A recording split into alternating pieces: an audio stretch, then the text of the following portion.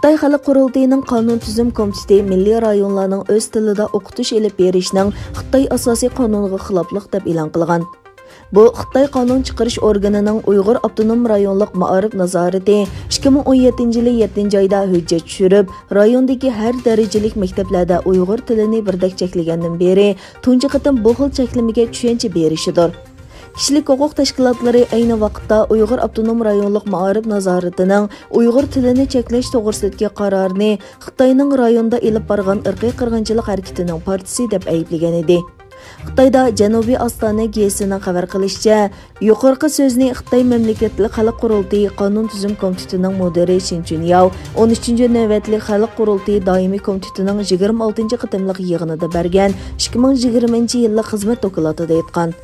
O, Xitoyning bir qism yerlik qonun belgilamalaridagi har darajalik har xil maktablarda o'z millatining til yoziqini ishlatish yoki shu millatning o'rtaq tilda o'qitish olib berilishi kerak degan belgilamaga asosan qonun bilan birdek emas, aloqador o'rinlarning buni tuzishi talab qilindi degan.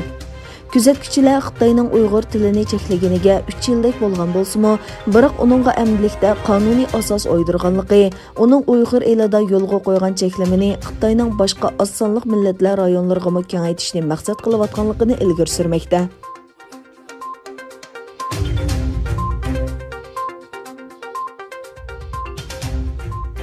Avstraliyadagi Uyg'urlar Avstraliya hukumatining Amerikani o'lgilib, Xitoyning Uyg'urlarga irqiy qirg'inchilik yurgizayotganligini e'lon qilishga chaqirgan. Avstraliya axborot shirkati ABC'ning xabar qilishicha, Avstraliyadagi Uyg'urlardan Fatima Abdug'ofur Amerikaning qaroriga baho berib, uning qarorini "Nuqul mening xalqim uchun emas, butkul insoniyat uchun zo'r g'alaba" deb ko'rsatgan. Amerika hukumati 19 yanvar Xitoyning Uyg'urlarga irqiy qirg'inchilik yurgizayotganligini e'lon qilgan. Xabarda yana Avstraliyadagi Uyg'urlarning so'zi naql keltirilgan bo'lib, ular biz Avstraliya hukumati va barliq demokratik davlatlarning birlikka kelib, bu qilmishni irqiy qirg'inchilik deb atashini umid qilamiz degan. Xabarda bildirilishicha, Avstraliya hukumati Uyg'ur elidagi kishilik huquq tafsirchiligida maydonining aniq va hammaga ayon ekanligini aytgan bo'lsa-mu, biroq Xitoyning harakatini irqiy qirg'inchilik deb atashdan o'zini qochirgan. Yana bir tarafdan Avstraliya strategiyalik siyosat tadqiqot o'rni kuchli dalillar bilan doklad e'lon qilib, Uyg'ur qirg'inchiligining to'nilishiga tuhfa qo'shgan.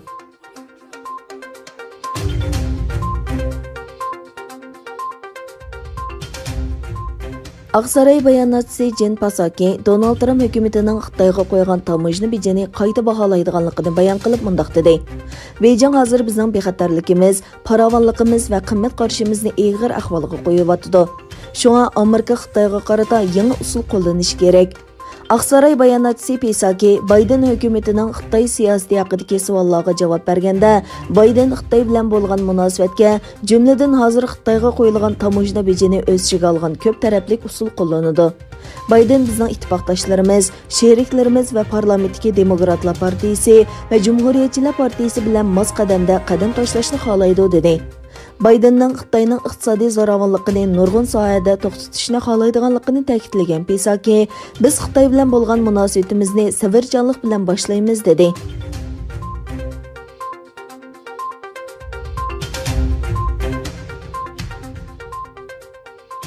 Xitoy va Hindiston askarlarining yana bir qatim chegara rayonida to'qnashib qolganligi o'tirg'i chiqdi. Hindiston matbuotlaridagi xabarlarga qaraganda, askarlar 3 kun ilgari Nepal bilan Bhutan oraliqidagi Hindistonning shimolidagi Sikkim o'lkasidagi Nakula eg'izida to'qnashgan bo'lib, har ikki taraf yaralangan. Xitoy va Hindiston askarlari 2020-yil 6-oyda g'arbiy shimoldagi Ladakh rayonining Galvan vodisida to'qnashgan. Vaqada 20 Hindiston askari qazo qilgan edi. İki davlat o'rtasidagi Himalaya teg'i bilan qo'rshalgan aniqsiz chegara liniyasi egilik huquq mojarosini keltirib chiqaradi. Beijing hukumati Hindistonning Janubiy Tibet deb ataydigan Arunachal Pradesh shtatida 90 ming kvadrat kilometr yer talab qiladi.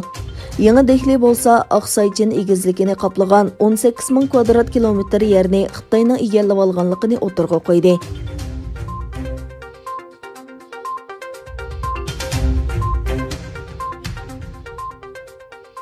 Yevropa İttifaqı tashqi ishlar ministrlari o'tgan yili 12-oyda o'tkazilgan boshliqlar yig'inida o'tirg'a qo'yilgan Turkiyaga qarata embargo qarorini amaldan qoldirdi. Germaniya Tashqi ishlar ministri Heiko Maas yig'indan keyin bayonotda mundaq dedi. İjobiy taraqqiyotlarni ko'rolmaganligimiz uchun bugun Turkiyaga qarshi jazo yurgizish qarori chiqarmadik.